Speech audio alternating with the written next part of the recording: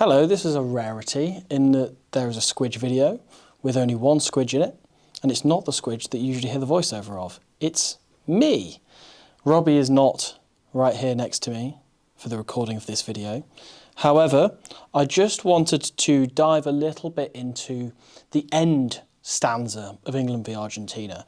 Now, this game was largely won with Jack van Poortvliet and his box kicking and him manipulating the Argentine defence and really pulling them out of place. He played an absolute blinder in this, and it's very easy to look at this and simplify it and go, well, Van Poortvliet box kicked a lot. In the last 13 minutes, I'll say, he box kicked around 12 times, which was, I guess, the majority of the times England had the ball. The majority of phases they went through were to set up a box kick, right? However, a lot of people will probably look at that and go, oh, but the one that they didn't box kick, they scored off. However, it wouldn't have been possible without the way he kicked before and the way he manipulated the Argentine back three in particular, which then has a knock-on effect on the whole rest of their defensive line. So, let's get into it. The last 13 minutes is what we're going to look at here. So here, with 13 minutes to go, Argentina, important to state, they are at the end period of Pablo Matera's sin bin. So it is just about to expire. And that is pretty huge at this point because England are very aware that they want to keep the ball in play here. Benitez Cruz at 9 for Argentina, I think, is a little bit caught in two minds because he wants to play long and kick long and try and get into the English half, but he also wants to find touch because he wants to restart play. So I think he's a little bit torn. He kind of maybe wants to force a knock-on from England as well. It's another good way of restarting play. I don't know quite what he's going for, but what I do know is they've spent a lot of the time in this half in the Argentine 22, in coffin corner, as we call it. Mo Hunt mentioned on comms around the 70-minute mark that England had made 15 entries into the Argentine 22. And obviously, at that point, there's not much they can do about it. You know, there's certain assumptions you can make about their attack misfiring or certain decisions they could have made. Potentially, that George Ford should start taking drop goals. At this point, when it's 17-all, you'd imagine that was very much going through his mind anyway. But Argentina have just been in their own half constantly, and they want to get out of there. But also, they want a 15th man on the field. Benitez Cruz sends this long, and Jack van Poortvliet's response is brilliant. Murley does a really, really good job of just getting in the eye line of Elizalde, who was brilliant, by the way, that weekend, and we'll come on to some of his involvements later on. Van Poortvliet gets it back and slings it wide to Ben Curry. Ben Curry, of course, isn't a natural kicker. However, the whole Argentine back three is in the defensive line, so he then pokes it in behind. But he wants to keep this in play, bear in mind, because Matera's still in the bin, and they want to attack against 14 men. However, if he shanks a kick into touch and it gives them a line out on the 22 that they can attack from and then go for a drop goal, it's a win-win situation, so it's a really good kick. The other thing that you have to bear in mind here as well is from an Argentine perspective, if even the blindside flanker is putting in really good kicks in behind like this, you're going to have to really want to cover that space in the backfield rather than coming up into the front line the whole time. That will be relevant later on. Now, Elizalde absolutely spanks this downfield, but he misses touch quite crucially. And either way, England want to play fast. Again, keep the ball on the field. Ford plays this quite cleverly, goes for the 2v1, back to Stewart on the blind side, and it sets up an opportunity, knowing that Van Poortvliet, if given the opportunity, will be able to get as much distance, including the ground that Stewart makes up there, as well as making it a contestable kick, with Roebuck on his feet, who anyone who watches the Premiership will know is one of the best aerial wingers in the game. After a bit more of a back and forth here, there's one of those occasional moments of George Ford calling Argentina's bluff when they keep men in the backfield, just to keep them honest and to slightly confuse them a little bit more. So here he goes for a standard wide play, actually goes for an attack, and then straight off this, JVP slings it out wide to Roebuck, just straight from 9. This is because he's unmarked on the wing, because once again, Mendy has dropped back, anticipating the kick. And again, it's one of many, many times where England use this kicking strategy as a means of creating a bit more space in the attacking line. And Roebuck makes a really, really good carry into the 22. And Van Poortvliet unfortunately gets turned over here from trying to go himself. However, there's an immediate shift in the Argentine psyche from this, as Elizalde recognises his, not mistake, but potential gamble from earlier, and he just wants Matera back on the field. They've overplayed by 2 minutes beyond his sin bin period. So they've been playing with 14 men for 12 minutes at this stage. So he just wants the ball in Rose Ed, and he sacrifices 15 odd metres from his kick, and he only just makes it up to his own 10-metre line, when beforehand he got it onto the opposition's. Now, England's response from this is really intelligent. So they intend to go for some kind of two-phase move where they attack back to the blind side. Again, I think they're very keen to stay on this right-hand side because Van Poortvliet is a right-footed kicker, and also Roebuck, he has that threat in the air. But what they do here is really, really clever. So they carry one phase in field, and Van Poortvliet is clearly looking to attack back to the blind side here. He briefly goes over the breakdown, but what you will notice is Ignacio Mendy goes down here. He goes down injured in the tackle. He's clearly uncomfortable. So I presume George Ford feeds this into Van Poortvliet. There's a chance Van Poortvliet spot this himself or someone else on the team has. And Van Poortvliet goes brilliant. Their left wing is out the game. It's another opportunity to slide the entire Argentine backfield around one more space. So once again, he puts the bomb up. And you would naturally think this is a little bit risky because he's very close to 22. There's the threat of the mark.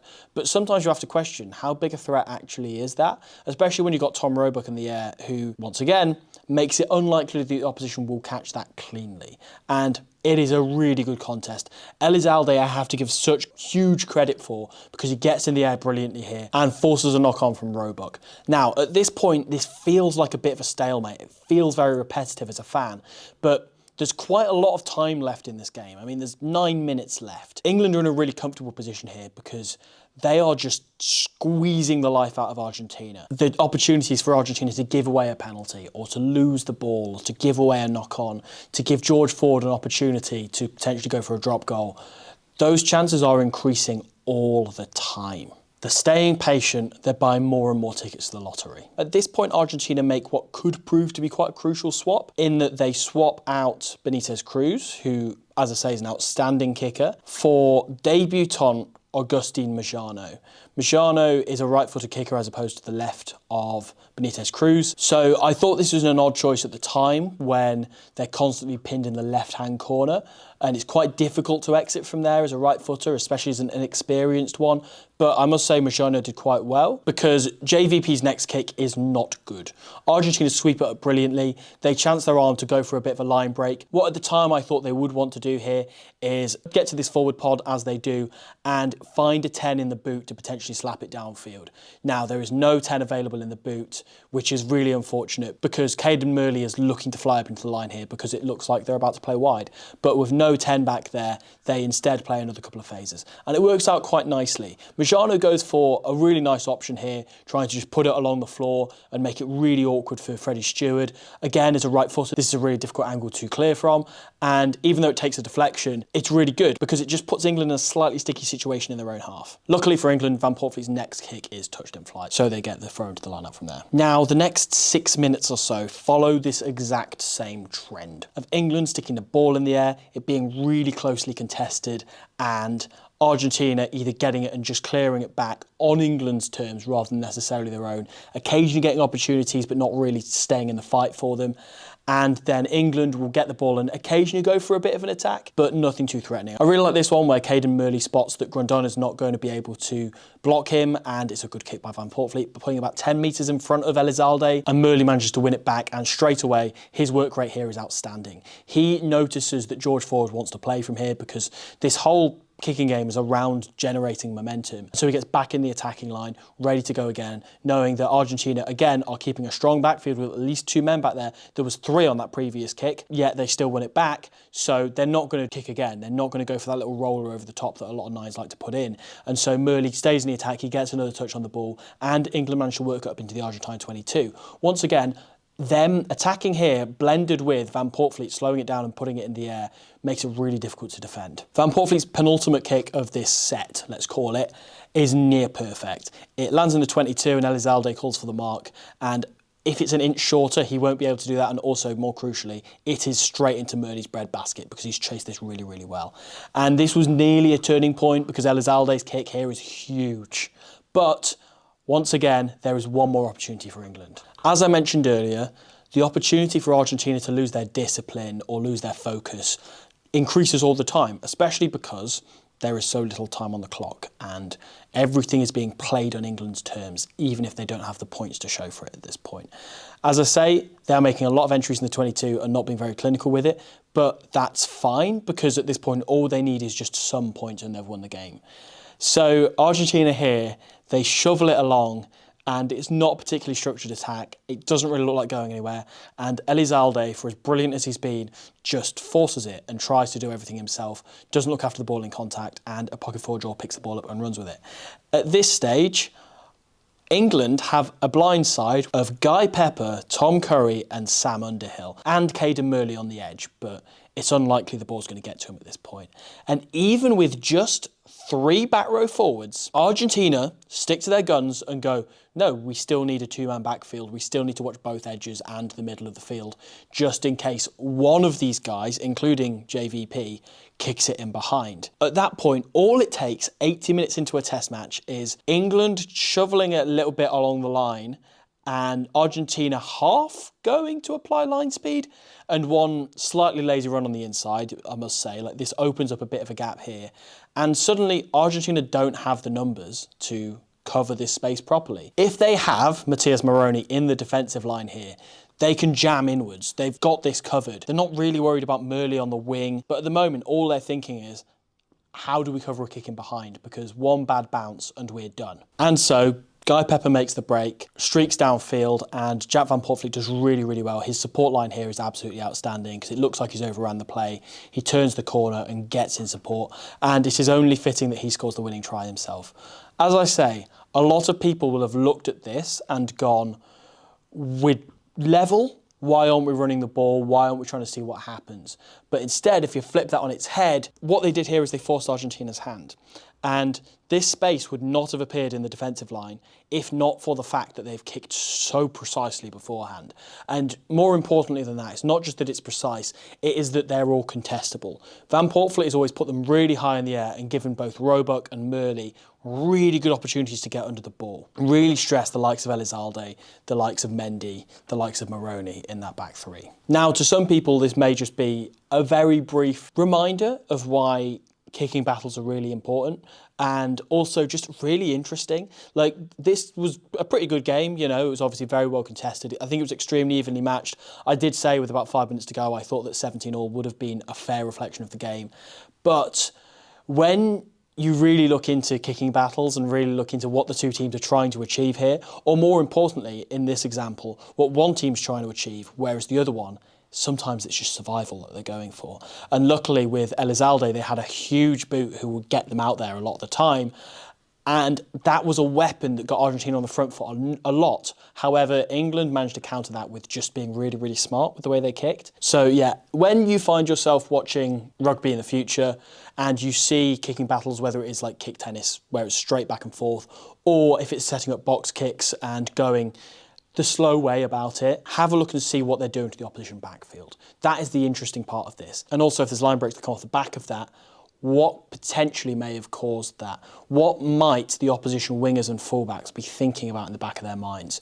And the same does work in reverse a lot of the time, that when you see somebody put a kick along the floor and it bounces a lot of times, usually that's because the attack's functioning really well. To a lot of people, this will have been quite entry-level knowledge on how kicking battles work. However, I think it's quite important to state this sometimes because a lot of fans, even pundits and commentators, viewers of rugby, will see a kicking battle and just reduce it to being boring.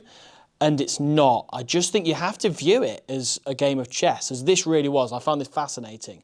As I say, it was a really good game and this was kind of what decided it. And I really enjoyed that rugby is a game of up the guts, you know, 15 huge, terrifying men or women fighting with each other for 80 minutes. And then what it can come down to is somebody playing a really smart chess move at the end. And that was the case in this one. So I hope you enjoyed this. I hope this was in some way informative. If not, worry not.